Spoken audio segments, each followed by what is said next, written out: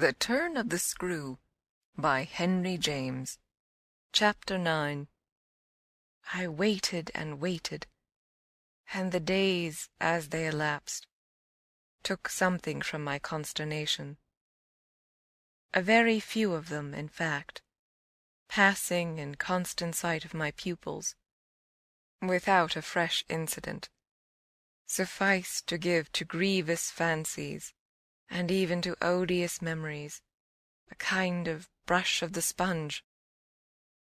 I have spoken of the surrender to their extraordinary childish grace as a thing I could actively cultivate, and it may be imagined, if I neglected now to address myself to this source for whatever it would yield, stranger than I can express, certainly, was the effort to struggle against my new lights.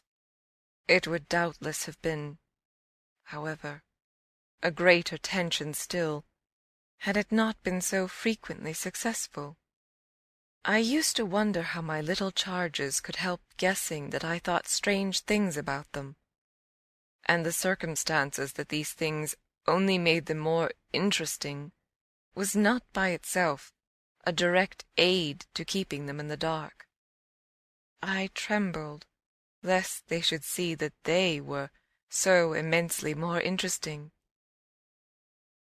Putting things at the worst, at all events, as in meditation I so often did, any clouding of their innocence could only be, blameless and foredoomed as they were, a reason the more for taking risks. There were moments when, by an irresistible impulse, I found myself catching them up and pressing them to my heart. As soon as I had done so, I used to say to myself, "What will they think of that? Doesn't it betray too much?"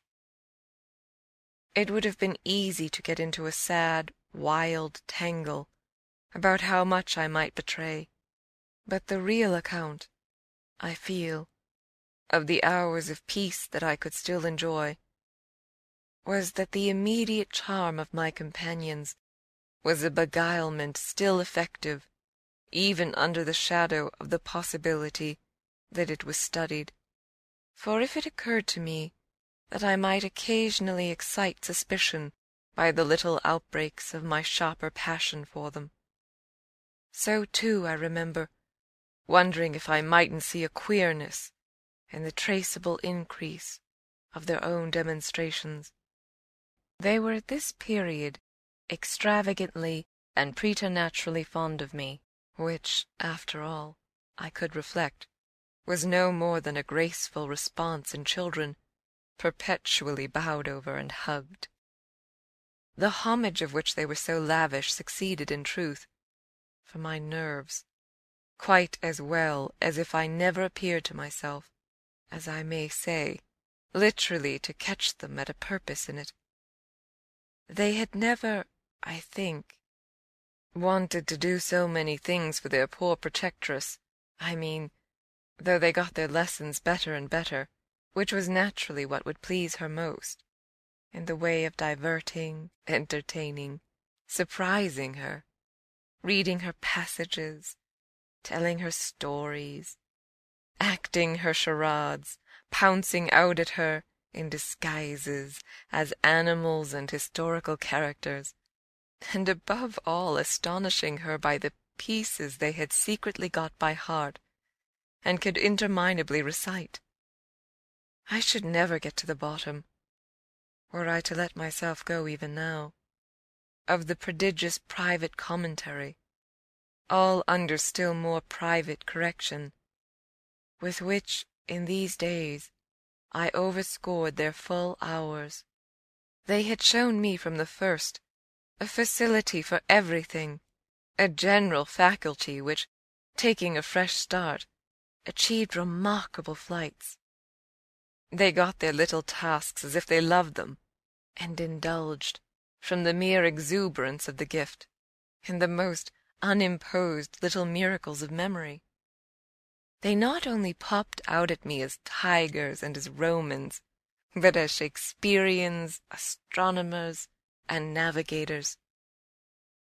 This was so singularly the case that it had presumably much to do with the fact as to which, at the present day, I am at a loss for a different explanation. I allude to my unnatural composure on the subject of another school for miles. What I remember is that I was content not, for the time, to open the question, and that contentment must have sprung from the sense of his perpetually striking show of cleverness. He was too clever for a bad governess, for a parson's daughter, to spoil, and the strangest, if not the brightest thread in the pensive embroidery I just spoke of, was the impression I might have got, if I had dared to work it out, that he was under some influence operating in his small intellectual life as a tremendous incitement. If it was easy to reflect, however, that such a boy could postpone school, it was at least as marked that for such a boy to have been kicked out by a schoolmaster was a mystification without end. Let me add that in their company now, and I was careful almost never to be out of it, I could follow no scent very far. We lived in a cloud of music and love and success and private theatricals. The musical sense in each of the children was of the quickest, but the elder in especial had a marvellous knack of catching and repeating. The schoolroom piano broke into all gruesome fancies, and when that failed, there were confabulations and corners, with a sequel of one of them going out in the highest spirits in order to come in as something new. I had had brothers myself, and it was no revelation to me that little girls could be slavish idolaters of little boys. What surpassed everything was that there was a little boy in the world who could have, for the inferior age, sex, and intelligence so fine a consideration. They were extraordinarily at one, and to say that they never either quarrelled or complained is to make the note of praise coarse for their quality of sweetness. Sometimes, indeed, when I dropped into coarseness, I perhaps came across traces of little understandings between them, by which one of them should keep me occupied while the other slipped away. There is a naive side, I suppose, in all diplomacy, but if my pupils practised upon me, it was surely with the minimum of grossness.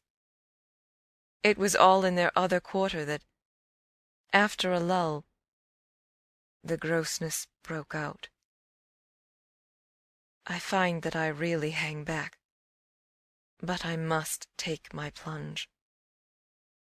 In going on with the record of what was hideous at Bly, I not only challenge the most liberal faith, for which I little care, but, and this is another matter, I renew what I myself suffered.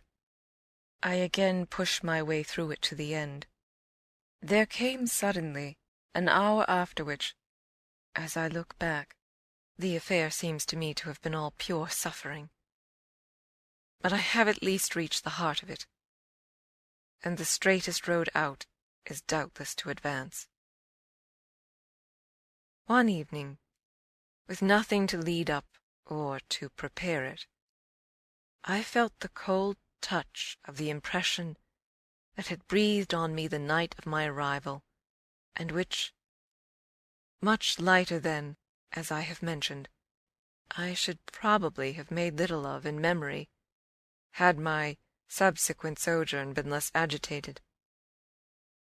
I had not gone to bed. I sat reading by a couple of candles.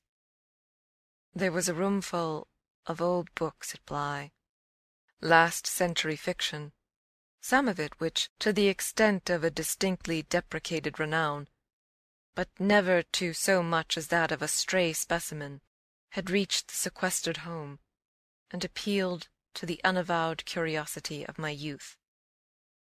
I remember that the book I had in my hand was Fielding's Amelia, also that I was wholly awake. I recall further both a general conviction that it was horribly late, and a particular objection to looking at my watch. I figure, finally, that the white curtain draping, in the fashion of those days, the head of Flora's little bed, shrouded, as I had assured myself long before, the perfection of childish rest. I recollect, in short, that, though I was deeply interested in my author, I found myself at the turn of a page, and with his spell all scattered, looking straight up from him and hard at the door of my room. There was a moment during which I listened, reminded of the faint sense I had had, the first night, of there being something undefinably astir in the house, and noted the soft breath of the open casement just move the half-drawn blind. Then, with all the marks of a deliberation that must have seemed magnificent had there been any one to admire it, I laid down my book, rose to my feet, and taking a candle, went straight out of the room, and, from the passage on which my light made little impression, noiselessly closed and locked the door. I can say now neither what determined nor what guided me, but I went straight along the lobby, holding my candle high, till I came within sight of the tall window that presided over the great turn of the staircase. At this point I precipitately found myself aware of three things. They were practically simultaneous, yet they had flashes of succession. My candle, under a bold flourish, went out, and I perceived, by the uncovered window, that the yielding dusk of earliest morning rendered it unnecessary. Without it, the next instant, I saw that there was someone on the stair. I speak of sequences, but I required no lapse of seconds to stiffen myself for a third encounter with Quint. The apparition had reached the landing half-way up, and was therefore on the spot nearest the window, where at sight of me it stopped short and fixed me exactly as it had fixed me from the tower and from the garden. He knew me as well as I knew him, and so, in the cold, faint twilight, with a glimmer in the high glass, and another on the polish of the oak stair below, we faced each other in our common intensity. He was absolutely, on this occasion, a living, detestable, dangerous presence. But that was not the wonder of wonders. I reserve this distinction for quite another circumstance, the circumstance that dread had unmistakably quitted me, and that there was nothing in me there that didn't meet and measure him. I had plenty of anguish after the extraordinary moment, but I had, thank God, no terror, and he knew I had not. I found myself at the end of an instant magnificently aware of this. I felt, in a fierce rigour of confidence, that if I stood my ground a minute I should cease, for the time, at least, to have him to reckon with. And during the minute, accordingly, the thing was as human and hideous as a real interview, hideous just because it was human, as to have met alone, in the small hours, in a sleeping house, some enemy, some adventurer, some criminal. It was the dead silence of our long gaze at such close quarters that gave the whole horror, huge as it was, its only note of the unnatural. If I had met a murderer in such a place and at such an hour, we still at least would have spoken. Something would have passed in life between us. If nothing had passed, one of us would have moved. The moment was not so prolonged that it would have taken but little more to make me doubt if even I were in life. I can't express what followed it, save by saying that the silence itself, which was indeed in a manner an attestation of my strength, became the element into which I saw the figure disappear, in which I definitely saw it turn, as I might have seen the low wretch to which it had once belonged turn on receipt of an order, and pass, with my eyes on the villainous back that no hunch could have more disfigured, straight down the staircase, and into the darkness in which the next bend was lost. End of Chapter 9. The Turn of the Screw by Henry James. Chapter 10. I remained a while at the top of the stair, but with the effect presently of understanding that when my visitor had gone, he had gone. Then I returned to my room. The foremost thing I saw there, by the light of the candle I had left burning, was that Flora's little bed was empty. And on this I caught my breath with all the terror that 5 minutes before I had been able to resist. I dashed at the place in which I had left her lying, and over which, for the small silk counterpane and the sheets were disarranged, the white curtains had been deceivingly pulled forward. Then my step, to my unutterable relief, produced an answering sound. I perceived an agitation of the window-blind, and the child, ducking down, emerged rosily from the other side of it. She stood there in so much of her candour, and so little of her nightgown, with her pink bare feet and the golden glow of her curls. She looked intensely grave, and I had never had such a sense of losing an advantage acquired, the thrill of which had just been so prodigious, as on my consciousness that she addressed me with a reproach. "You naughty!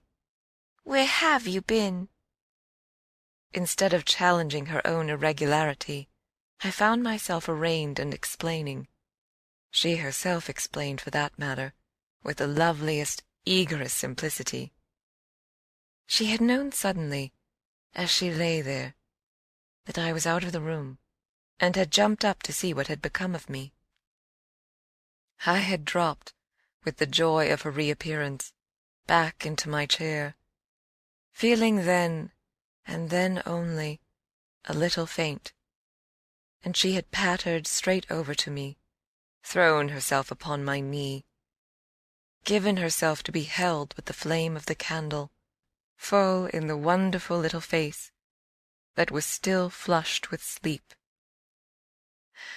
I remember closing my eyes an instant, yielding consciously, as before the excess of something beautiful that shone out of the blue of her own.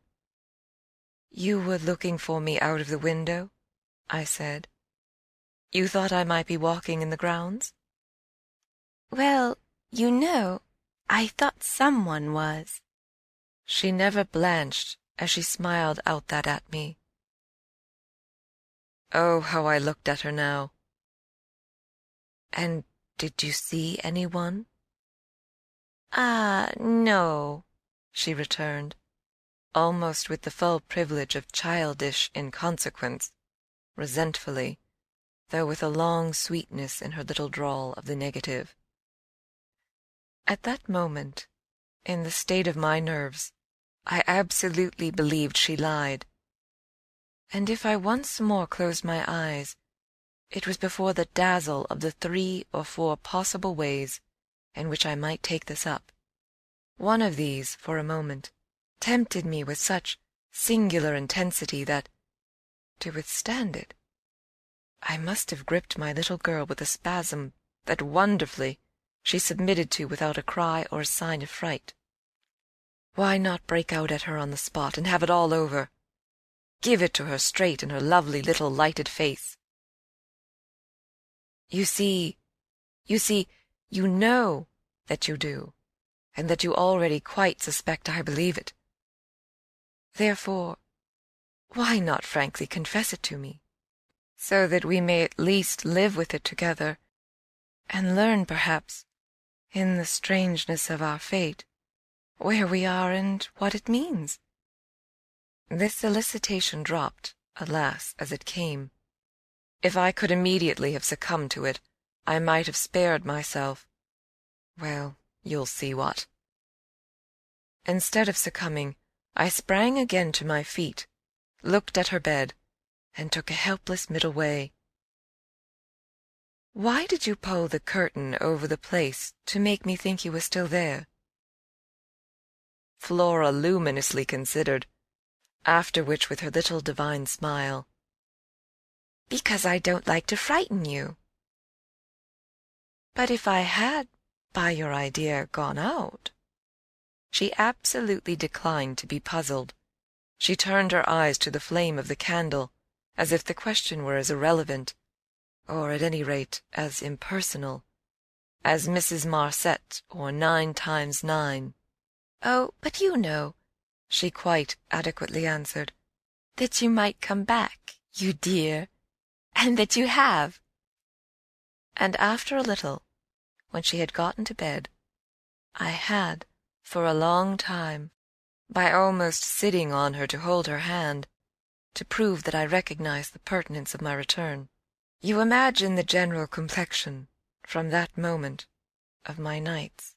I repeatedly sat up till I didn't know when.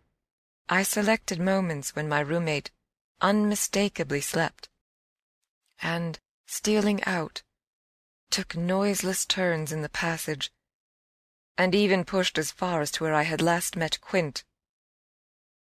But I never met him there again, and I may as well say at once that I on no other occasion saw him in the house. I just missed, on the staircase, on the other hand, a different adventure. Looking down it from the top, I once recognized the presence of a woman, seated on one of the lower steps, with her back presented to me, her body half bowed, and her head, in an attitude of woe, in her hands. I had been there but an instant, however. When she vanished without looking round at me, I knew, none the less, exactly what dreadful face she had to show, and I wondered whether, if instead of being above I had been below, I should have had, for going up, the same nerve I had lately shown Quint. Well, there continued to be plenty of chance for nerve. On the 11th night, after my latest encounter with that gentleman, they were all numbered now, I had an alarm that perilously skirted it, and that indeed, from the particular quality of its unexpectedness, proved quite my sharpest shock. It was precisely the first night during this series that, weary with watching, I had felt that I might again, without laxity, lay myself down at my old hour. I slept immediately, and, as I afterward knew, till about 1 o'clock. But when I woke, it was to sit straight up, as completely roused as if a hand had shook me. I had left a light burning, but it was now out, and I felt an instant certainty that Flora had extinguished it. This brought me to my feet and straight, in the darkness, to her bed. which I found she had left. A glance at the window enlightened me further, and the striking of a match completed the picture. The child had again got up, this time blowing out the taper, and had again, for some purpose of observation or response, squeezed in behind the blind, and was peering out into the night that she now saw, as she had not. I had satisfied myself.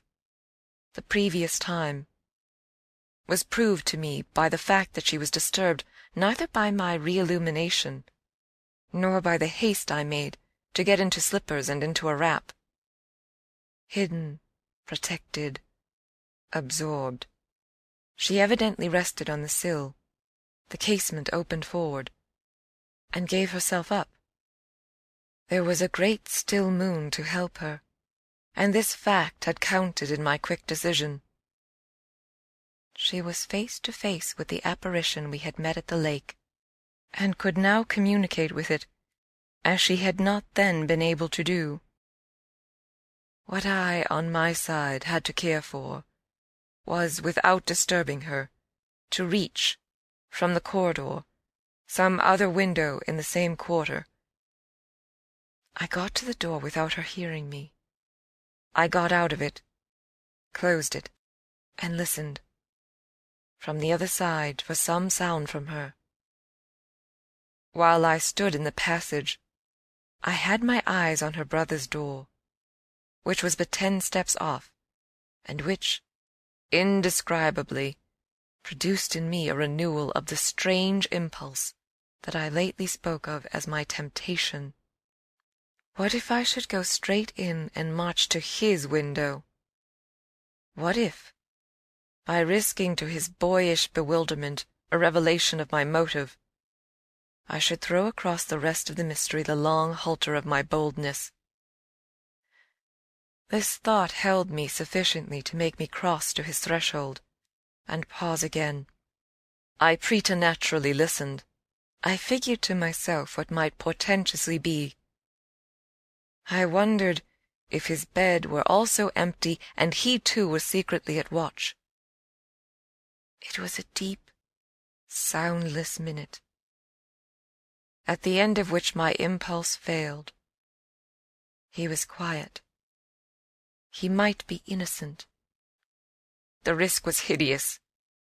I turned away. There was a figure in the grounds, a figure prowling for a sight. The visitor with whom Flora was engaged. But it was not the visitor most concerned with my boy. I hesitated afresh, but on other grounds and only for a few seconds. Then I had made my choice. There were empty rooms at Bly, and it was only a question of choosing the right one.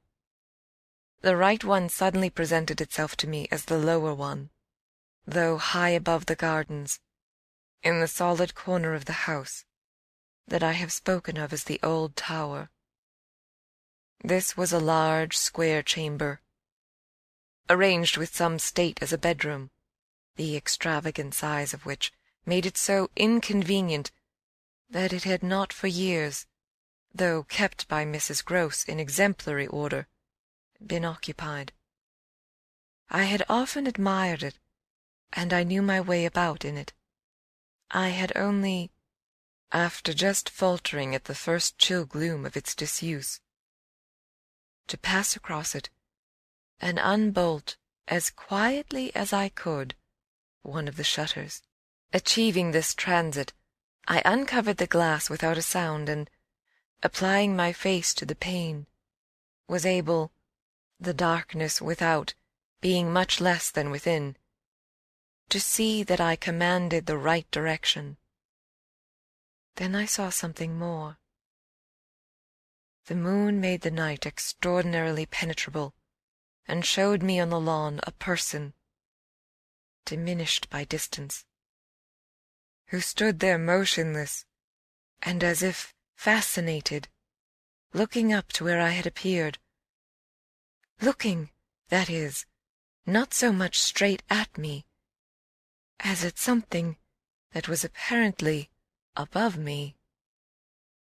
There was clearly another person above me. There was a person on the tower, but the presence on the lawn was not in the least what I had conceived, and had confidently hurried to meet. The presence on the lawn. I felt sick as I made it out. Was poor little Miles himself. End of Chapter 10. The Turn of the Screw by Henry James. Chapter 11. It was not till late next day that I spoke to Mrs. Grose. The rigour with which I kept my pupils in sight, making it often difficult to meet her privately, and the more as we each felt the importance of not provoking, on the part of the servants quite as much as on that of the children, any suspicion of a secret flurry, or that of a discussion of mysteries. I grew a great security in this particular from her mere smooth aspect. There was nothing in her fresh face to pass on to others my horrible confidences. She believed me, I was sure, absolutely. If she hadn't, I don't know what would have become of me, for I couldn't have borne the business alone. But she was a magnificent monument to the blessing of a want of imagination. And if she could see in our little charges nothing but their beauty and amiability, their happiness and cleverness, she had no direct communication with the sources of my trouble. If they had been at all visibly blighted or battered, she would doubtless have grown, on tracing it back, haggard enough to match them. As matters stood, however, I could feel her, when she surveyed them, with her large white arms folded, and the habit of serenity in all her look. Thank the Lord's mercy that if they were ruined, the pieces would still serve. Flights of fancy gave place, in her mind, to a steady fireside glow, and I had already begun to perceive how, with the development of the conviction that, as time went on without a public accident, our young things could, after all, look out for themselves, she addressed her greatest solicitude to the sad case presented by their instructress. That, for myself, was a sound simplification. I could engage that, to the world, my face should tell no tales, but it would have been, in the conditions, an immense added strain to find myself anxious about hers. At the hour I now speak of, she had joined me, under pressure, on the terrace, where, with the lapse of the season, the afternoon sun was now agreeable, and we sat there together, while before us, at a distance, but within call if we wished, the children strolled to and fro in one of their most manageable moods. They moved slowly, in unison, below us over the lawn, the boy, as they went, reading aloud from a story-book, and passing his arm round his sister to keep her quite in touch. Mrs. Grose watched them with positive placidity. Then I caught the suppressed intellectual creak with which she conscientiously turned to take from me a view of the back of the tapestry. I had made her a receptacle of lurid things, but there was an odd recognition of my superiority, my accomplishments and my function, in her patience under my pain. She offered her mind to my disclosures as, had I wished to mix a witch's broth and proposed it with assurance, she would have held out a large clean saucepan. This had become thoroughly her attitude by the time that, in my recital of the events of the night, I reached the point of what Miles had said to me when, after seeing him at such a monstrous hour, almost on the very spot where he happened now to be, I had gone down to bring him in, choosing then, at the window, with a concentrated need of not alarming the house, rather that method than a signal more resonant. I had left her meanwhile in little doubt of my small hope of representing with success, even to her actual sympathy, my sense of the real splendor of the little inspiration with which, after I had got him into the house, the boy met my final articulate challenge. As soon as I appeared in the moonlight on the terrace, he had come to me as straight as possible, on which I had taken his hand without a word, and led him, through the dark spaces, up the staircase where Quint had so hungrily hovered for him, along the lobby where I had listened and trembled, and so to his forsaken room. Not a sound on the way had passed between us, and I had wondered, oh, how I had wondered, if he were groping about in his little mind for something plausible and not too grotesque. It would tax his invention, certainly, and I felt, this time, over his real embarrassment, a curious thrill of triumph. It was a sharp trap for the inscrutable. He couldn't play any longer at innocence, so how the deuce would he get out of it? There beat in me indeed, with the passionate throb of this question, an equal dumb appeal as to how the deuce I should. I was confronted at last, as never yet, with all the risk attached even now to sounding my own horrid note.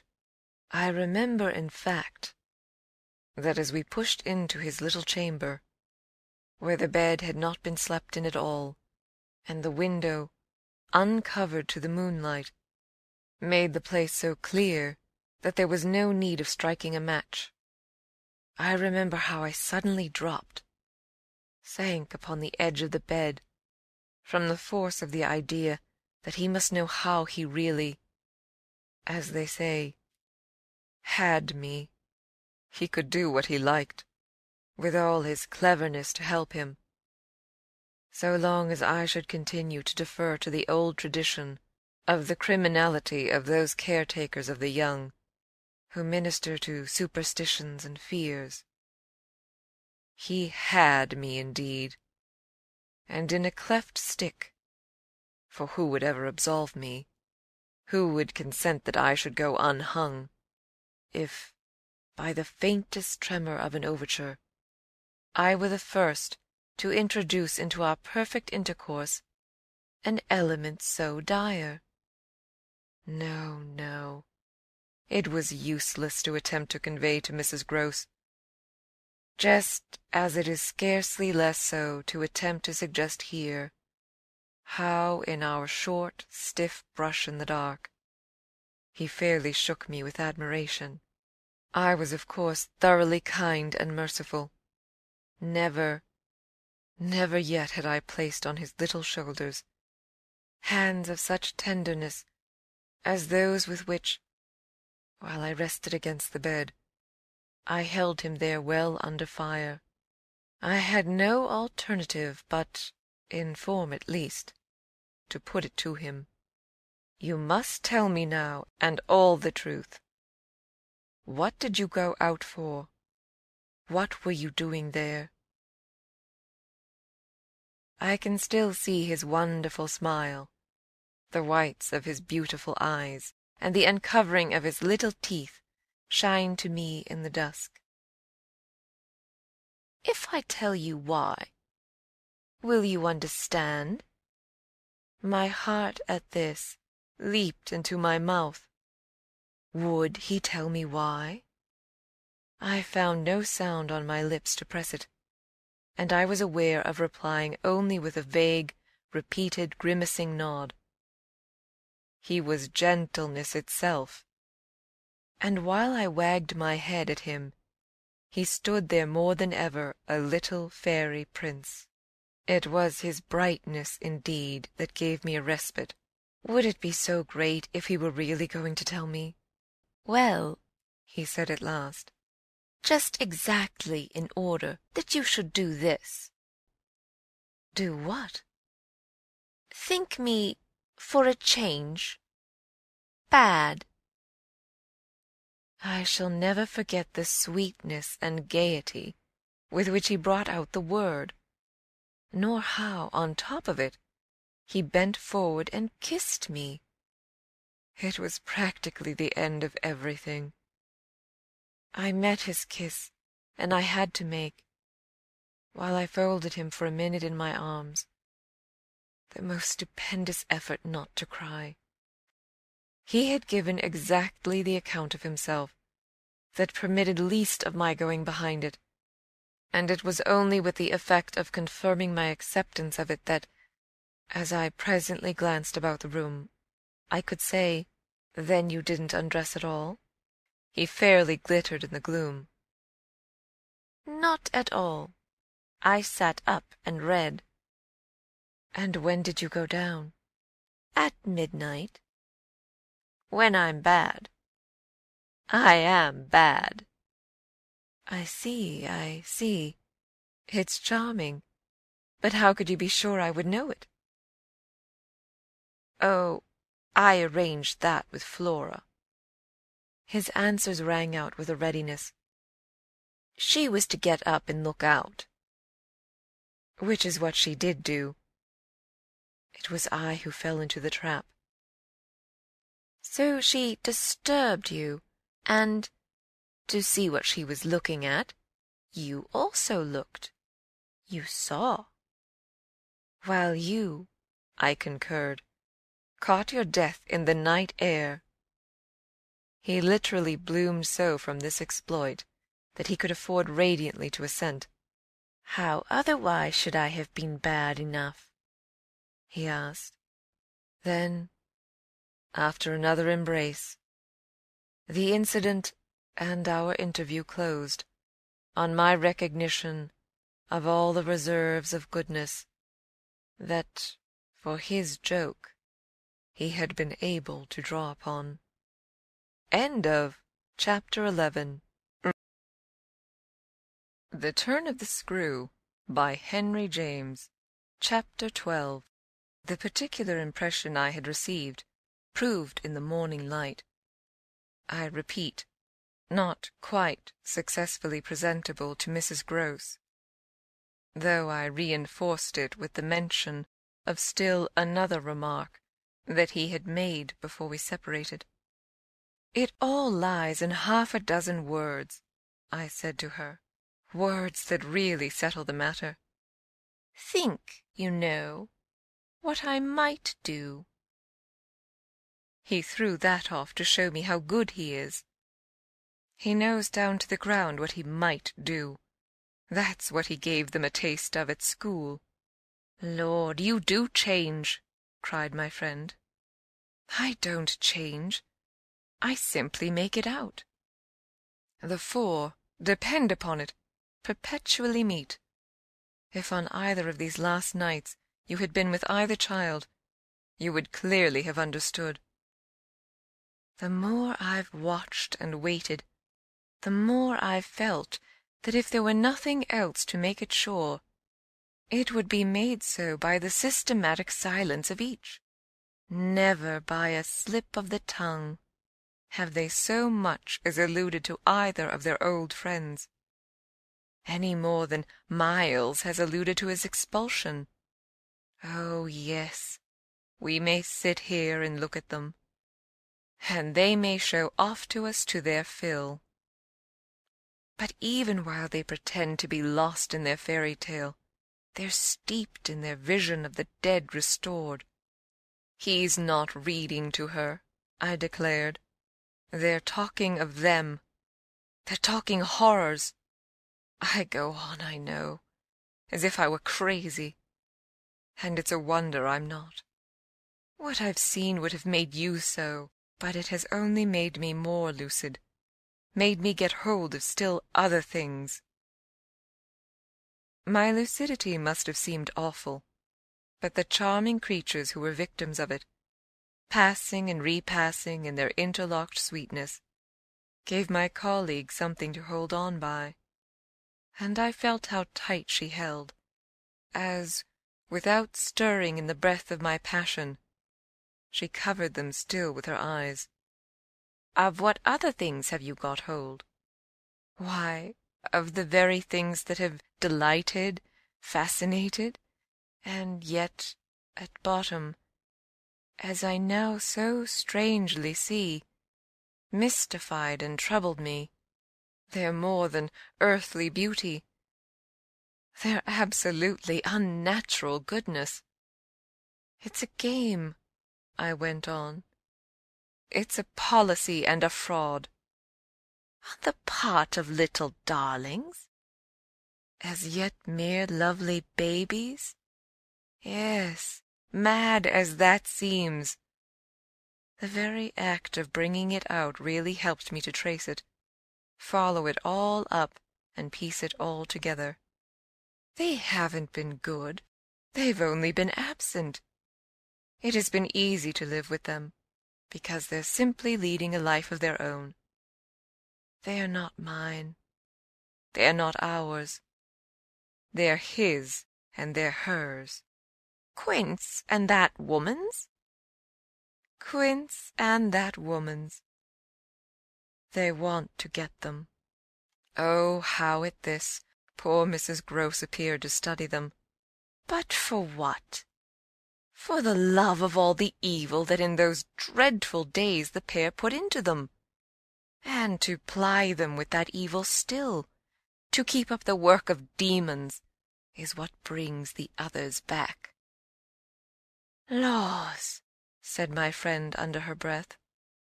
The exclamation was homely, but it revealed a real acceptance of my further proof of what, in the bad time, for there had been a worse even than this, must have occurred.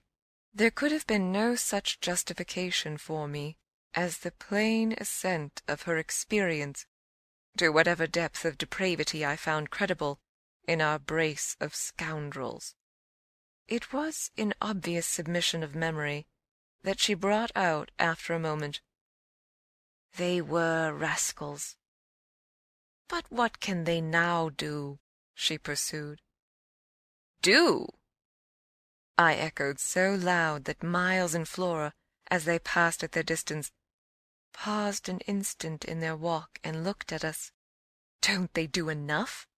I demanded in a lower tone, while the children, having smiled and nodded and kissed hands to us, resumed their exhibition. We were held by it a minute. Then I answered, "They can destroy them." At this my companion did turn, but the inquiry she launched was a silent one, the effect of which was to make me more explicit. "They don't know as yet quite how, but they're trying hard. They're seen only across, as it were, and beyond, in strange places and on high places, the top of towers, the roof of houses, the outside of windows, the further edge of pools. But there's a deep design, on either side, to shorten the distance and overcome the obstacle, and the success of the tempters is only a question of time. They've only to keep to their suggestions of danger." "For the children to come?" "And perish in the attempt." Mrs. Grose slowly got up, and I scrupulously added, "Unless, of course, we can prevent." Standing there before me while I kept my seat, she visibly turned things over. "Their uncle must do the preventing. He must take them away." "And who's to make him?" She had been scanning the distance, but she now dropped on me a foolish face. "You, miss." By writing to him that his house is poisoned and his little nephew and niece mad? But if they are, miss, and if I am myself, you mean? That's charming news to be sent him by a governess whose prime undertaking was to give him no worry. Mrs. Grose considered, following the children again. Yes, he do hate worry. That was the great reason why those friends took him in so long. No doubt, though his indifference must have been awful. As I'm not a fiend, at any rate, I shouldn't take him in. My companion, after an instant, and for all answer, sat down again and grasped my arm. Make him, at any rate, come to you. I stared. To me? I had a sudden fear of what she might do. Him? He ought to be here. He ought to help. I quickly rose, and I think I must have shown her a queerer face than ever yet.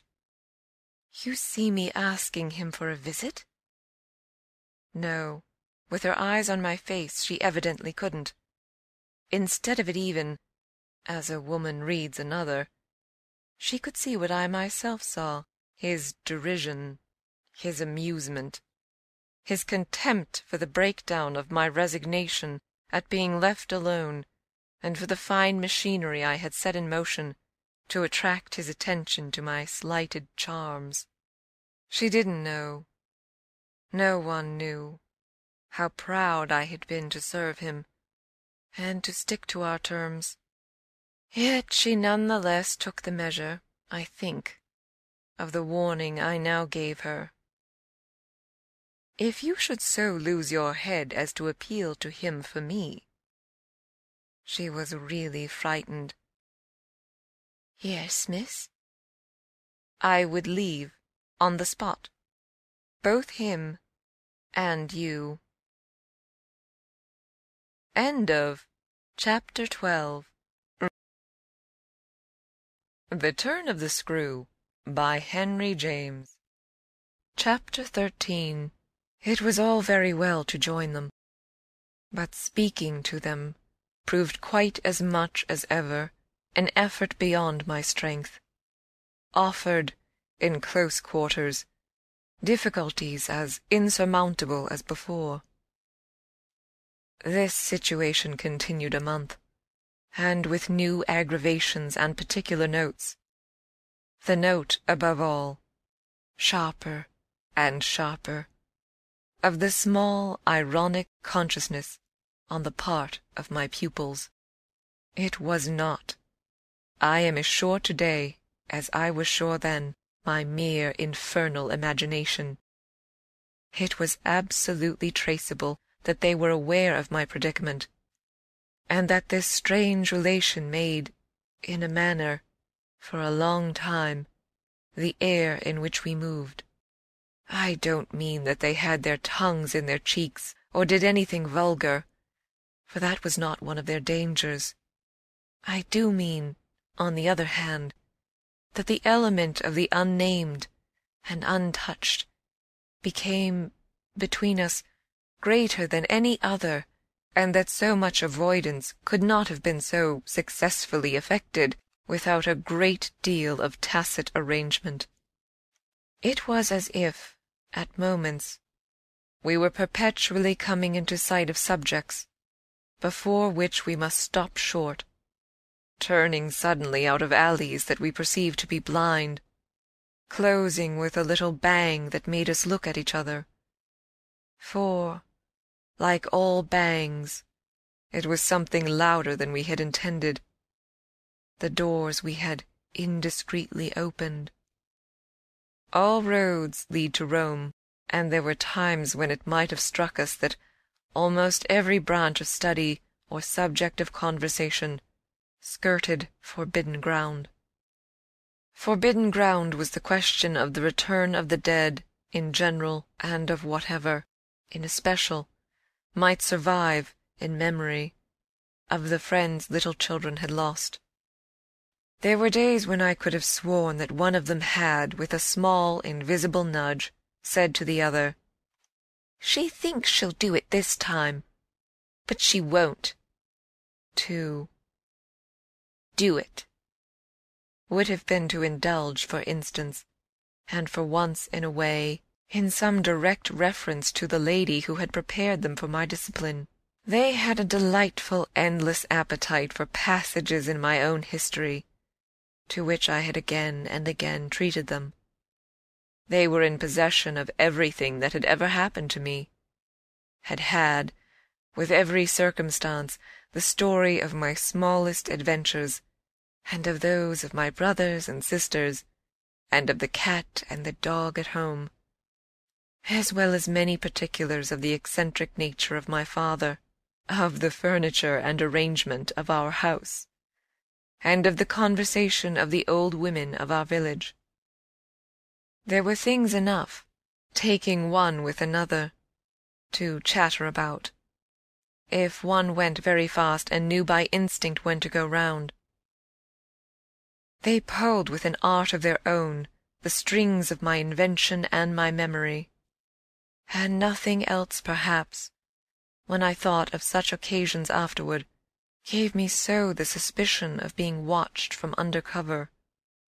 It was in any case over my life, my past, and my friends alone, that we could take anything like our ease, a state of affairs that led them sometimes, without the least pertinence, to break out into sociable reminders. I was invited, with no visible connection, to repeat afresh Goody Gosling celebrated Moe, or to confirm the details already supplied as to the cleverness of the vicarage pony. It was partly at such junctures as these, and partly at quite different ones, that, with the turn my matters had now taken, my predicament, as I have called it, grew most sensible. The fact that these days passed for me without another encounter ought, it would have appeared, to have done something toward soothing my nerves, since the light brush, that second night on the upper landing, of the presence of a woman at the foot of the stair, I had seen nothing, whether in or out of the house, that one had better not have seen. There was many a corner round which I expected to come upon Quint, and many a situation that, in a merely sinister way, would have favoured the appearance of Miss Jessel. The summer had turned, the summer had gone, the autumn had dropped upon Bly, and had blown out half our lights. The place, with its grey sky and withered garlands, its bared spaces and scattered dead leaves, was like a theatre after the performance, all strewn with crumpled playbills.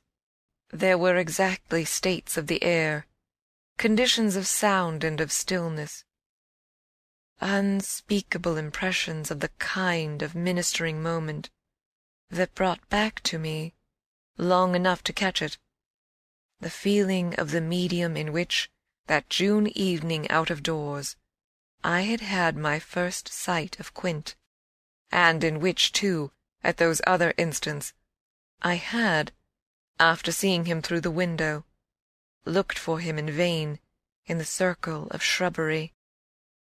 I recognized the signs, the portents. I recognized the moment, the spot, but they remained unaccompanied and empty, and I continued unmolested.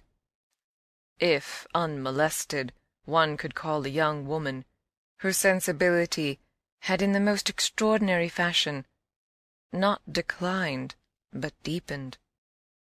I had said in my talk with Mrs. Grose on that horrid scene of Flora's by the lake, and had perplexed her by so saying that it would from that moment distress me much more to lose my power than to keep it. I had then expressed what was vividly in my mind, the truth that, whether the children really saw or not, since, that is, it was not yet definitely proved, I greatly preferred, as a safeguard, the fullness of my own exposure. I was ready to know the very worst that was to be known. What I had then had an ugly glimpse of was that my eyes might be sealed just while theirs were most opened. Well, my eyes were sealed, it appeared, at present, a consummation for which it seemed blasphemous not to thank God. There was, alas, a difficulty about that. I would have thanked him with all my soul, had I not had in a proportionate measure this conviction of the secret of my pupils. How can I retrace today the strange steps of my obsession? There were times of our being together when I would have been ready to swear that, literally, in my presence, but with my direct sense of it closed, they had visitors who were known and were welcome. Then it was that, had I not been deterred by the very chance that such an injury might prove greater than the injury to be averted, my exultation would have broken out. "They're here! They're here, you little wretches!" I would have cried, "and you can't deny it now." The little wretches denied it with all the added volume of their sociability and their tenderness, in just the crystal depths of which, like the flash of a fish in a stream, the mockery of their advantage peeped up. The shock, in truth, had sunk into me still deeper than I knew on the night when, looking out to see either Quint or Miss Jessel under the stars, I had beheld the boy over whose rest I watched, and who had immediately brought in with him, had straightway there turned it on me, the lovely upward look with which, from the battlements above me, the hideous apparition of Quint had played. If it was a question of a scare, my discovery on this occasion had scared me more than any other, and it was in the condition of nerves produced by it that I made my actual inductions. They harassed me so that sometimes, at odd moments, I shut myself up audibly to rehearse. It was at once a fantastic relief and a renewed despair, the manner in which I might come to the point. I approached it from one side and the other while, in my room, I flung myself about, but I always broke down in the monstrous utterance of names as they died away on my lips. I said to myself that I should indeed help them to represent something infamous, if, by pronouncing them, I should violate as rare a little case of instinctive delicacy as any schoolroom, probably, had ever known. When I said to myself, "They have the manners to be silent, and you, trusted as you are, the baseness to speak," I felt myself crimson, and I covered my face with my hands. After these secret scenes, I chattered more than ever, going on volubly enough, till one of our prodigious, palpable hushes occurred. I can call them nothing else. The strange, dizzy lift, or swim, I try for terms, into a stillness, a pause of all life, that had nothing to do with the more or less noise that at the moment we might be engaged in making, and that I could hear through any deepened exhilaration or quickened recitation, or louder strum of the piano. Then it was that the others, the outsiders, were there. Though they were not angels, they passed, as the French say, causing me, while they stayed, to tremble with the fear of their addressing to their younger victims some yet more infernal message or more vivid image than they had thought good enough for myself.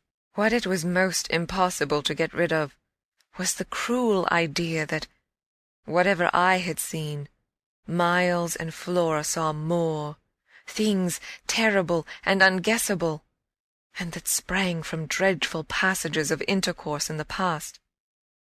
Such things naturally left on the surface, for the time, a chill which we vociferously denied that we felt, and we had, all three, with repetition, got into such splendid training that we went each time, almost automatically, to mark the close of the incident through the very same movements.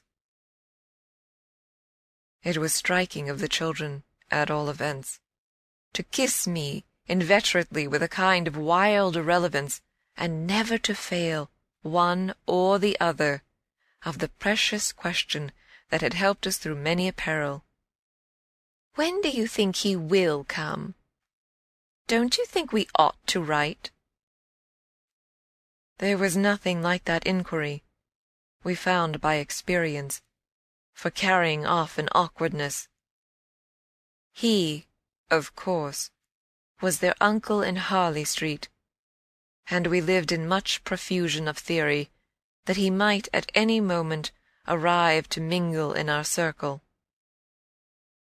It was impossible to have given less encouragement than he had done to such a doctrine, but if we had not had the doctrine to fall back upon, we should have deprived each other of some of our finest exhibitions. He never wrote to them. That may have been selfish, but it was a part of the flattery of his trust of me, for the way in which a man pays his highest tribute to a woman is apt to be but by the more festal celebration of one of the sacred laws of his comfort. And I held that I carried out the spirit of the pledge, given not to appeal to him, when I let my charges understand that their own letters were but charming literary exercises. They were too beautiful to be posted. I kept them myself. I have them all to this hour. This was a rule, indeed, which only added to the satiric effect of my being plied with the supposition that he might at any moment be among us. It was exactly as if my charges knew how almost more awkward than anything else that might be for me. There appears to me, moreover, as I look back, no note in all this more extraordinary than the mere fact that, in spite of my tension and of their triumph, I never lost patience with them. Adorable they must in truth have been, I now reflect, that I didn't in these days hate them. Would exasperation, however, if relief had longer been postponed, finally have betrayed me? It little matters, for relief arrived. I call it relief, though it was only the relief that a snap brings to a strain, or the burst of a thunderstorm to a day of suffocation. It was at least change, and it came with a rush. End of Chapter 13. The Turn of the Screw by Henry James. Chapter 14. Walking to church a certain Sunday morning, I had little Miles at my side, and his sister, in advance of us, and at Mrs. Groce's, well in sight. It was a crisp, clear day, the first of its order for some time. The night had brought a touch of frost, and the autumn air, bright and sharp, made the church bells almost gay. It was an odd accident of thought that I should have happened at such a moment to be particularly and very gratefully struck with the obedience of my little charges. Why did they never resent my inexorable, my perpetual society? Something or other had brought nearer home to me that I had all but pinned the boy to my shawl, and that, in the way our companions were marshalled before me, I might have appeared to provide against some danger of rebellion. I was like a jailer with an eye to possible surprises and escapes. But all this belonged, I mean their magnificent little surrender, just to the special array of the facts that were most abysmal. turned out for Sunday by his uncle's tailor, who had had a free hand and a notion of pretty waistcoats, and of his grand little air, Myles's whole title to independence, the rights of his sex and situation, were so stamped upon him that if he had suddenly struck for freedom, I should have had nothing to say. I was, by the strangest of chances, wondering how I should meet him when the revolution unmistakably occurred. I call it a revolution because I now see how, with the word he spoke, the curtain rose on the last act of my dreadful drama, and the catastrophe was precipitated. "Look here, my dear, you know," he charmingly said, "when in the world, please, am I going back to school?" Transcribed here the speech sounds harmless enough, particularly as uttered in the sweet, high, casual pipe with which at all interlocutors, but above all at his eternal governess, he threw off intonations as if he were tossing roses. There was something in them that always made one catch, and I caught, at any rate, now so effectually that I stopped as short as if one of the trees of the park had fallen across the road. There was something new on the spot between us, and he was perfectly aware that I recognized it, though to enable me to do so, he had no need to look at a whit less candid and charming than usual. I could feel in him how he already, from my at first finding nothing to reply, perceived the advantage he had gained. I was so slow to find anything that he had plenty of time, after a minute, to continue with his suggestive but inconclusive smile. "You know, my dear, that for a fellow to be with a lady always—" His "my dear" was constantly on his lips for me, and nothing could have expressed more the exact shade of the sentiment with which I desired to inspire my pupils than its fond familiarity. It was so respectfully easy. But oh, how I felt that at present I must pick my own phrases.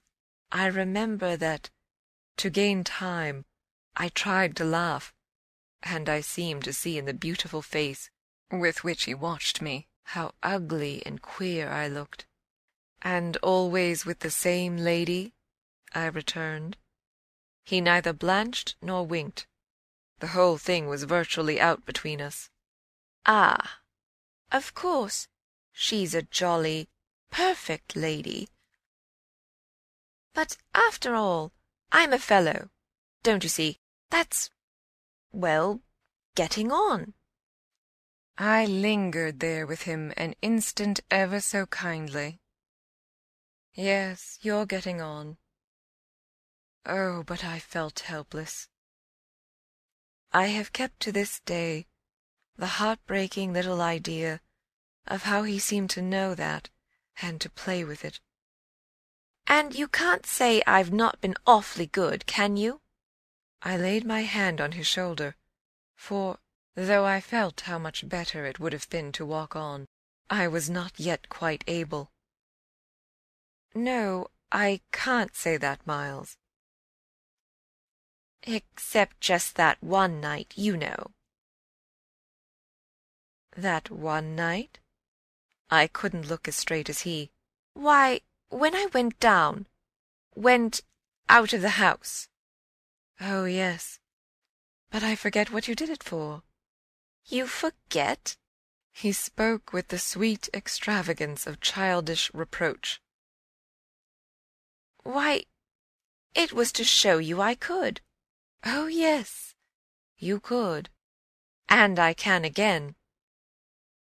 I felt that I might, perhaps, after all, succeed in keeping my wits about me. "Certainly. But you won't." "No, not that again. It was nothing." "It was nothing," I said, "but we must go on." He resumed our walk with me, passing his hand into my arm. "Then when am I going back?" I wore, in turning it over, my most responsible air. "Were you very happy at school?" He just considered. "Oh, I'm happy enough anywhere." "Well, then," I quavered, "if you're just as happy here—" "Ah, but that isn't everything. Of course, you know a lot." "But you hint that you know almost as much," I risked as he paused. "Not half I want to," Miles honestly professed. "But it isn't so much that." "What is it, then?" "Well, I want to see more life." I see. We had arrived within sight of the church, and of various persons, including several of the household of Bligh, on their way to it, and clustered about the door to see us go in. I quickened our step. I wanted to get there before the question between us opened up much further. I reflected hungrily that for more than an hour he would have to be silent, and I thought with envy of the comparative dusk of the pew, and of the almost spiritual help of the hassock on which I might bend my knees. I seemed literally to be running a race with some confusion to which he was about to reduce me, but I felt that he had got in first when, before we had even entered the churchyard, he threw out, "I want my own sort." It literally made me bound forward. "There are not many of your own sort, Miles," I laughed, "unless perhaps dear little Flora." "You really compare me to a baby girl?" This found me singularly weak. "Don't you, then, love our sweet Flora?" "If I didn't, and you too, if I didn't," he repeated as if retreating for a jump, yet leaving his thought so unfinished that, after we had come into the gate, another stop, which he imposed on me by the pressure of his arm, had become inevitable. Mrs. Grose and Flora had passed into the church, the other worshippers had followed, and we were, for the minute, alone among the old thick graves. We had paused on the path from the gate by a low, oblong, table-like tomb. "Yes, if you didn't?" He looked while I waited at the graves. "Well, you know what." But he didn't move, and he presently produced something that made me drop straight down on the stone slab, as if suddenly to rest. "Does my uncle think what you think?" I markedly rested. "How do you know what I think?" "Ah, well, of course I don't, for it strikes me you never tell me." "But I mean, does he know?" "Know what, Miles?" "Why, the way I'm going on." I perceived quickly enough that I could make to this inquiry no answer that would not involve something of a sacrifice of my employer. Yet it appeared to me that we were all, at Bligh, sufficiently sacrificed to make that venial. "I don't think your uncle much cares." Miles, on this, stood looking at me. "Then don't you think he can be made to?" "In what way?" "Why, by his coming down." "But who'll get him to come down?" "I will," the boy said with extraordinary brightness and emphasis. He gave me another look, charged with that expression, and then marched off alone into church. End of Chapter 14. The Turn of the Screw by Henry James. Chapter 15. The business was practically settled from the moment I never followed him. It was a pitiful surrender to agitation, but my being aware of this had somehow no power to restore me. I only sat there on my tomb and read into what my little friend had said to me, the fullness of its meaning. By the time I had grasped the whole, of which I had also embraced, for absence, the pretext that I was ashamed to offer my pupils, and the rest of the congregation, such an example of delay. What I said to myself above all was that Miles had got something out of me, and that the proof of it, for him, would be just this awkward collapse. He had got out of me that there was something I was much afraid of, and that he should probably be able to make use of my fear to gain, for his own purpose, more freedom. My fear was of having to deal with the intolerable question of the grounds of his dismissal from school, for that was really but the question of the horrors gathered behind. That his uncle should arrive to treat with me of these things was a solution that, strictly speaking, I ought now to have desired to bring on. But I could so little face the ugliness and the pain of it that I simply procrastinated and lived from hand to mouth. The boy, to my deep discomposure, was immensely in the right, was in a position to say to me, "Either you clear up with my guardian the mystery of this interruption of my studies, or you cease to expect me to lead with you a life that's so unnatural for a boy." What was so unnatural for the particular boy I was concerned with was this sudden revelation of a consciousness and a plan. That was what really overcame me, what prevented my going in. I walked round the church, hesitating, hovering.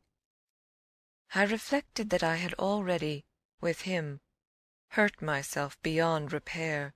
Therefore I could patch up nothing, and it was too extreme an effort to squeeze beside him into the pew. He would be so much more sure than ever to pass his arm into mine, and make me sit there for an hour in close, silent contact with his commentary on our talk. For the first minute since his arrival, I wanted to get away from him. As I paused beneath the high east window, and listened to the sounds of worship, I was taken with an impulse that might master me, I felt, completely should I give it the least encouragement. I might easily put an end to my predicament by getting away altogether. Here was my chance. There was no one to stop me. I could give the whole thing up, turn my back and retreat. It was only a question of hurrying again, for a few preparations, to the house which the attendants at church, of so many of the servants, would practically have left unoccupied. No one, in short, could blame me if I should just drive desperately off. What was it to get away, if I got away only till dinner? That would be in a couple of hours, at the end of which I had the acute prevision my little pupils would play at innocent wonder about my non-appearance in their train.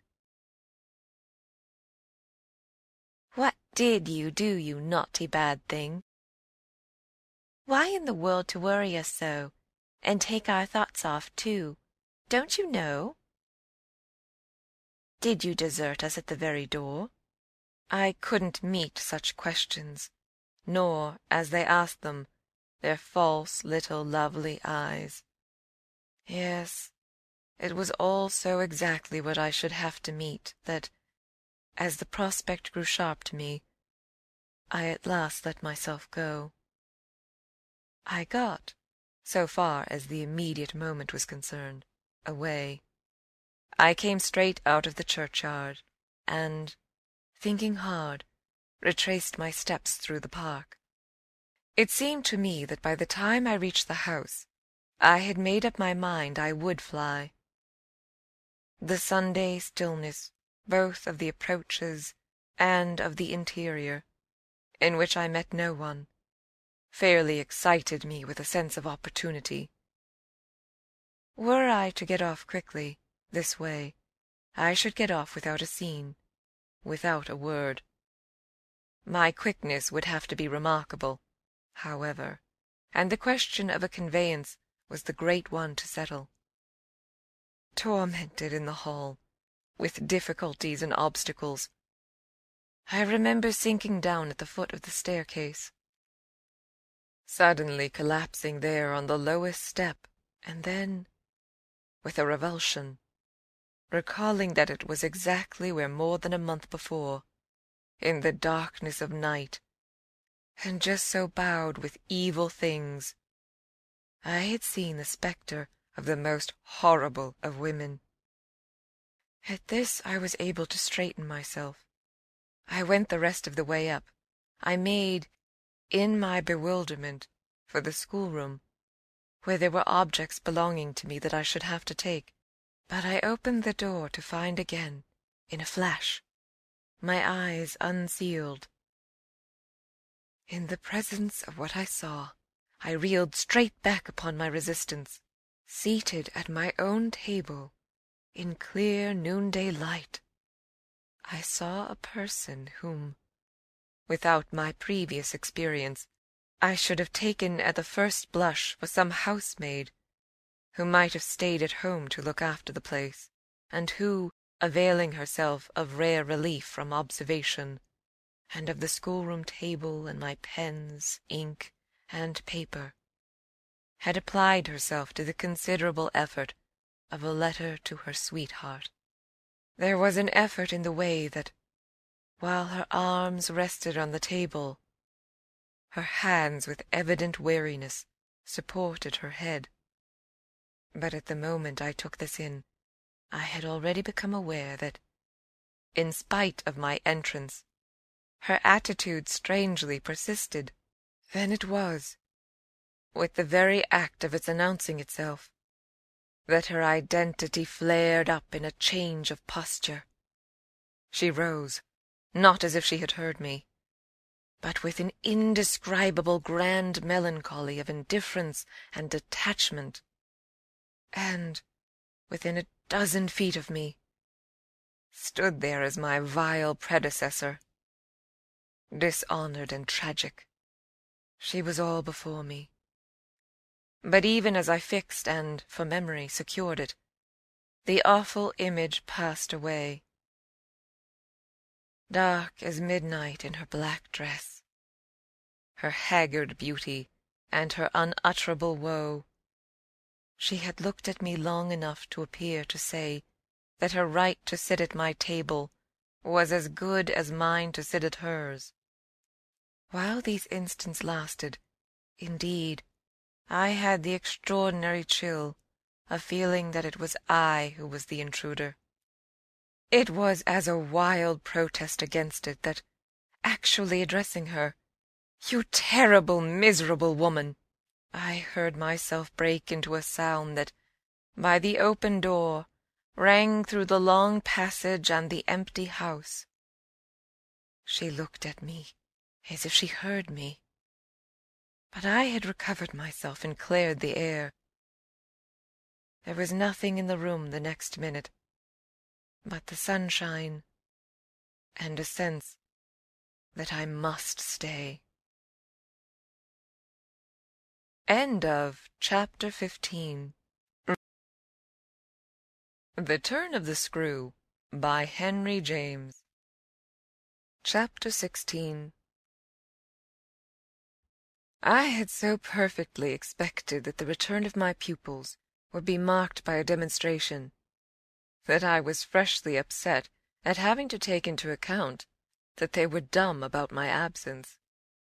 Instead of gaily denouncing and caressing me, they made no allusion to my having failed them, and I was left, for the time, on perceiving that she too said nothing, to study Mrs. Groce's odd face. I did this to such purpose that I made sure they had in some way bribed her to silence, A silence that, however, I would engage to break down on the first private opportunity. This opportunity came before tea. I secured 5 minutes with her in the housekeeper's room, where, in the twilight, amid a smell of lately baked bread, but with the place all swept and garnished, I found her sitting in pained placidity before the fire. So I see her still.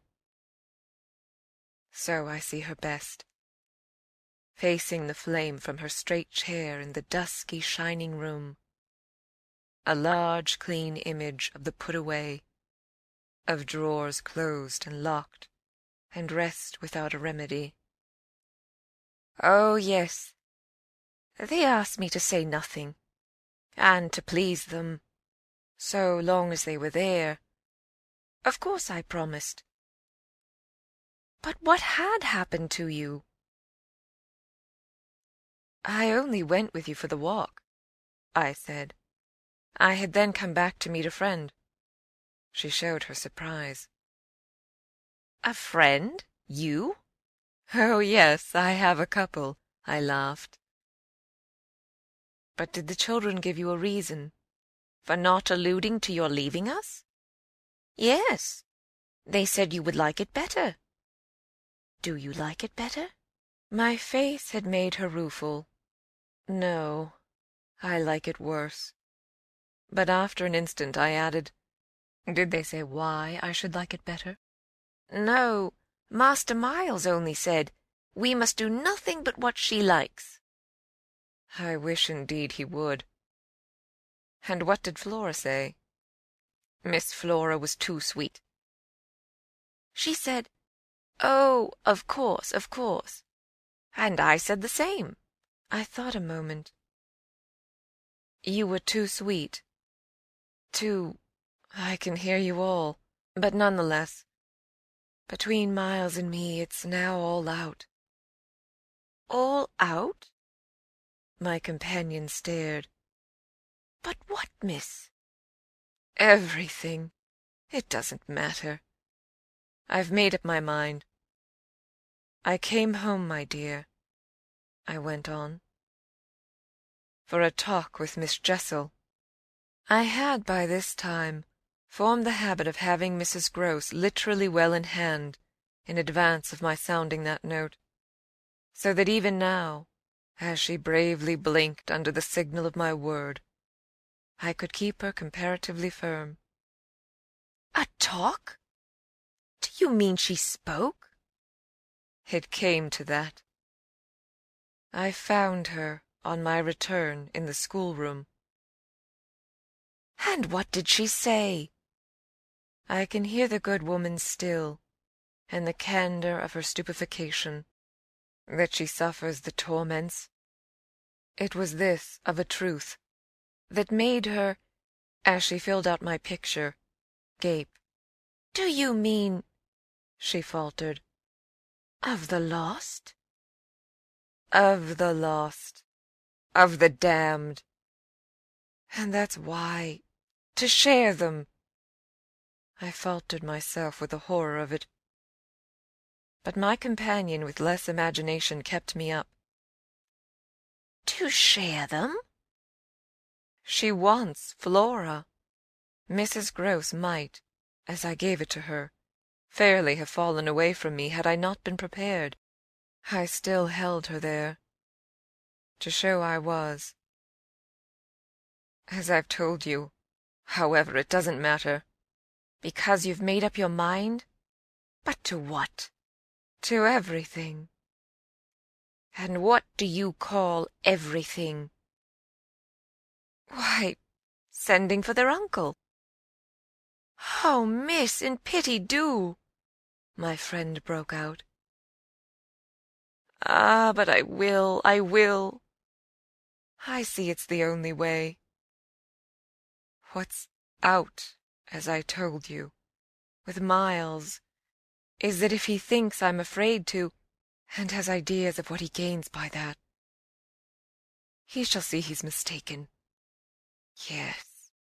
Yes, His uncle shall have it here from me on the spot, and before the boy himself, if necessary, that if I'm to be reproached with having done nothing again about Moor School—" "Yes, miss?" my companion pressed me. "Well, there's that awful reason." There were now clearly so many of these for my poor colleague that she was excusable for being vague. "But, which?" "Why, the letter from his old place." "You'll show it to the master?" I ought to have done so on the instant. "Oh, no," said Mrs. Grose with decision. "I'll put it before him," I went on inexorably, "that I can't undertake to work the question on behalf of a child who has been expelled." "For we've never in the least known what," Mrs. Grose declared. "For wickedness. For what else? When he's so clever and beautiful and perfect. Is he stupid? Is he untidy? Is he infirm? Is he ill-natured? He's exquisite. So it can be only that, and that would open up the whole thing." "After all," I said, "it's their uncle's fault if he left here such people." "He didn't really in the least know them." "The fault's mine." She had turned quite pale. "Well, you shan't suffer," I answered. "The children shan't," she emphatically returned. I was silent a while. We looked at each other. "Then what am I to tell him?" "You needn't tell him anything." "I'll tell him." I measured this. "Do you mean you'll write?" Remembering she couldn't, I caught myself up. "How do you communicate?" "I tell the bailiff. He writes." "And should you like him to write our story?" My question had a sarcastic force that I had not fully intended, and it made her, after a moment, inconsequently break down. The tears were again in her eyes. "Ah, miss, you write." "Well, tonight," I at last answered, and on this we separated. Chapter 16. The Turn of the Screw by Henry James. Chapter 17. I went so far in the evening as to make a beginning. The weather had changed back. A great wind was abroad, and beneath the lamp in my room, with Flora at peace beside me, I sat for a long time before a blank sheet of paper, and listened to the lash of the rain and the batter of the gusts. Finally I went out. Taking a candle, I crossed the passage and listened a minute at Miles's door. What, under my endless obsession, I had been impelled to listen for was some betrayal of his not being at rest. And I presently caught one, but not in the form I had expected. His voice tinkled out. "I say, you there, come in." It was a gaiety in the gloom. I went in with my light and found him in bed, very wide awake, but very much at his ease. "Well, what are you up to?" he asked with a grace of sociability in which it occurred to me that Mrs. Grose, had she been present, might have looked in vain for proof that anything was out. I stood over him with my candle. "How did you know I was there?" "Why, of course I heard you. Did you fancy you made no noise? You're like a troop of cavalry." He beautifully laughed. "Then you weren't asleep?" "Not much. I lie awake and think."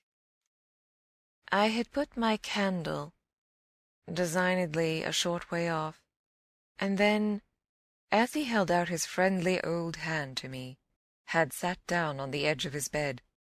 "What is it," I asked, "that you think of?"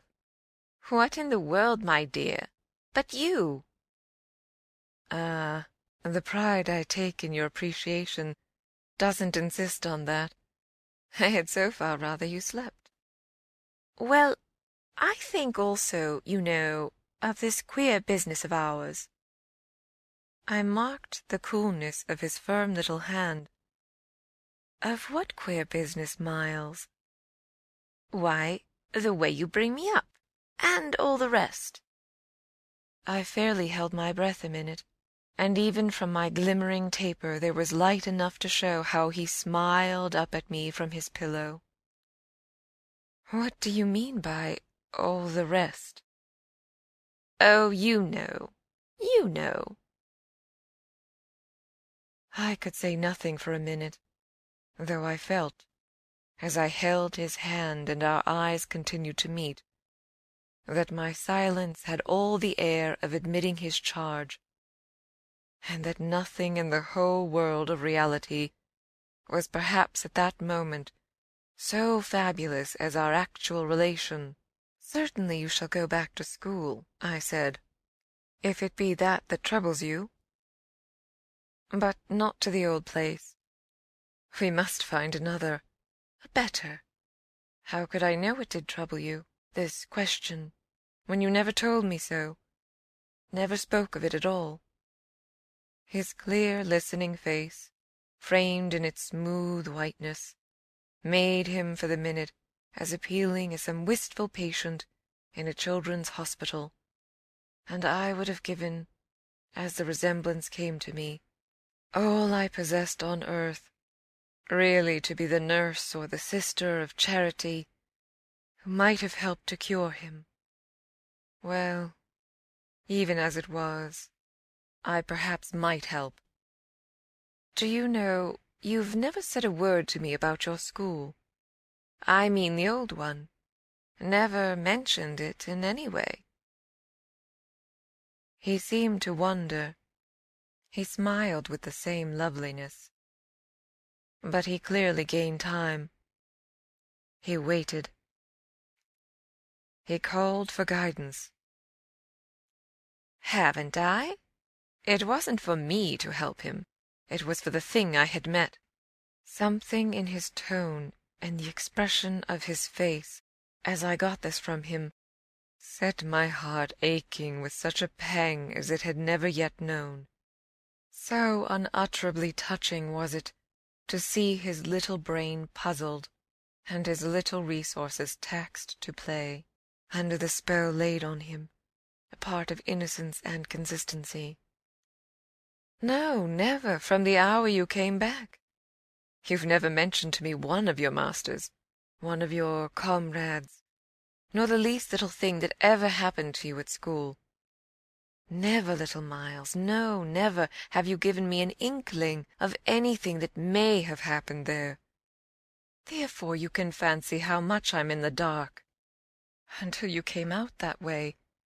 This morning you had, since the first hour I saw you, scarce even made a reference to anything in your previous life. You seemed so perfectly to accept the present. It was extraordinary how my absolute conviction of his secret precocity, or whatever I might call the poison of an influence that I dared but half to phrase, made him, in spite of the faint breath of his inward trouble, appear as accessible as an older person, imposed him almost as an intellectual equal. I thought you wanted to go on as you are. It struck me that at this he just faintly colored. He gave, at any rate, like a convalescent slightly fatigued, a languid shake of his head. I don't. I want to get away." "You're tired of Bly?" "Oh, no, I like Bly." "Well, then—" "Oh, you know what a boy wants." I felt that I didn't know so well as Miles, and I took temporary refuge. "You want to go to your uncle?" Again, at this, his sweet, ironic face, he made a movement on the pillow. "Ah, you can't get off with that." I was silent a little, and it was I, now, I think, who changed color. "My dear, I don't want to get off." "You can't, even if you do. You can't. He lay beautifully staring. My uncle must come down, and you must completely settle things." "If we do," I returned with some spirit, "you may be sure it will be to take you quite away." "Well, don't you understand that that's exactly what I'm working for? You'll have to tell him about the way you've let it all drop. You'll have to tell him a tremendous lot." The exultation with which he uttered this helped me somehow, for the instant, to meet him rather more. "And how much will you, Miles, have to tell him? There are things he'll ask you." He turned it over. "Very likely. But what things?" "The things you've never told me. To make up his mind what to do with you. He can't send you back." "Oh, I don't want to go back," he broke in. "I want a new field." He said it with admirable serenity, with positive, unimpeachable gaiety, and doubtless it was that very note that most evoked for me the poignancy, the unnatural, childish tragedy of his probable reappearance at the end of 3 months with all this bravado and still more dishonor. It overwhelmed me now that I should never be able to bear that, and it made me let myself go. I threw myself upon him, and in the tenderness of my pity I embraced him. "Dear little Miles, dear little Miles." My face was close to his, and he let me kiss him, simply taking it with indulgent good humor. "Well, old lady?" "Is there nothing at all that you want to tell me?" He turned off a little, facing round toward the wall, and holding up his hand to look at, as one had seen sick children look. "I've told you. I told you this morning." Oh, I was sorry for him. "That you just want me not to worry you." He looked round at me now, as if in recognition of my understanding him. Then, ever so gently, "To let me alone," he replied. There was even a singular little dignity in it, something that made me release him, yet, when I had slowly risen, linger beside him. God knows I never wished to harass him, but I felt that merely, at this, to turn my back on him was to abandon, or, to put it more truly, to lose him. "I've just begun a letter to your uncle," I said. "Well, then, finish it." I waited a minute. "What happened before?" He gazed up at me again. "Before what?" "Before you came back, and before you went away." For some time he was silent, but he continued to meet my eyes. "What happened?" It made me, the sound of the words, in which it seemed to me that I caught for the very first time a small faint quaver of consenting consciousness. It made me drop on my knees beside the bed and seize once more the chance of possessing him. "Dear little Miles, dear little Miles, if you knew how I want to help you. It's only that, it's nothing but that, and I'd rather die than give you a pain or do you a wrong. I'd rather die than hurt a hair of you. Dear little Miles." Oh, I brought it out now, even if I should go too far. "I just want you to help me to save you." But I knew in a moment after this that I had gone too far. The answer to my appeal was instantaneous, but it came in the form of an extraordinary blast and chill, a gust of frozen air, and a shake of the room as great as if, in the wild wind, The casement had crashed in. The boy gave a loud, high shriek, which, lost in the rest of the shock of sound, might have seemed indistinctly, though I was so close to him, a note either of jubilation or of terror. I jumped to my feet again and was conscious of darkness. So for a moment we remained, while I stared about me, and saw that the drawn curtains were unstirred and the window tight. "Why, the candle's out!" I then cried. "It was I who blew it, dear," said Miles. Chapter 17. The Turn of the Screw, by Henry James. Chapter 18. The next day, after lessons, Mrs. Grose found a moment to say to me quietly, "Have you written, miss?" "Yes, I've written." But I didn't add, for the hour, that my letter sealed and directed was still in my pocket. There would be time enough to send it before the messenger should go to the village. Meanwhile, there had been, on the part of my pupils, no more brilliant, more exemplary morning. It was exactly as if they had both had at heart to gloss over any recent little friction. They performed the dizziest feats of arithmetic, soaring quite out of my feeble range, and perpetrated in higher spirits than ever geographical and historical jokes. It was conspicuous, of course, in Miles in particular, that he appeared to wish to show how easily he could let me down. This child, to my memory, really lives in a setting of beauty and misery that no words can translate. There was a distinction all his own in every impulse he revealed. Never was a small natural creature, to the uninitiated eye, all frankness and freedom, a more ingenious, a more extraordinary little gentleman. I had perpetually to guard against the wonder of contemplation, into which my initiated view betrayed me, to check the irrelevant gaze and discouraged sigh, in which I constantly both attacked and renounced the enigma of what such a little gentleman could have done that deserved a penalty. Say that, by the dark prodigy I knew, the imagination of all evil had been opened up to him.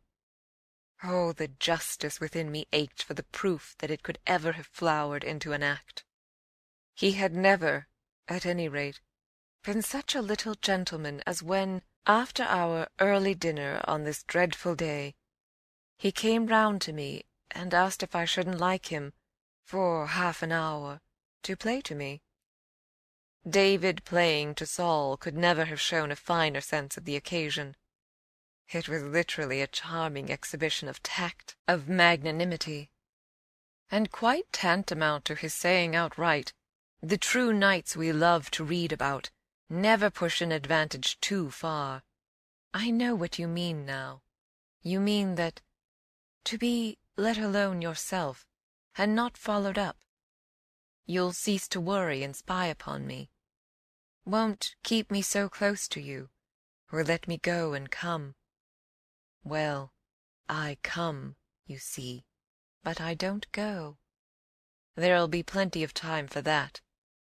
I do really delight in your society, and I only want to show you that I contend for a principle. It may be imagined whether I resisted this appeal, or failed to accompany him again, hand in hand, to the schoolroom. He sat down at the old piano, and played as he had never played. And if there are those who think he had better have been kicking a football, I can only say that I wholly agree with them, for at the end of a time that under his influence I had quite ceased to measure, I started up with a strange sense of having literally slept at my post. It was after luncheon and by the schoolroom fire, and yet I hadn't really in the least slept. I had only done something much worse. I had forgotten where all this time was Flora.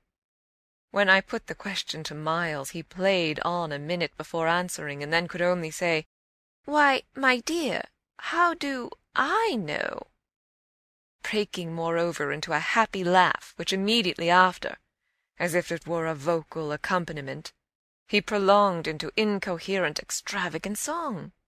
I went straight to my room, but his sister was not there. Then, before going downstairs, I looked into several others.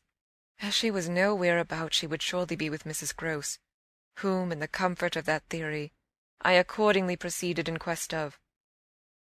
I found her where I had found her the evening before, but she met my quick challenge with blank, scared ignorance.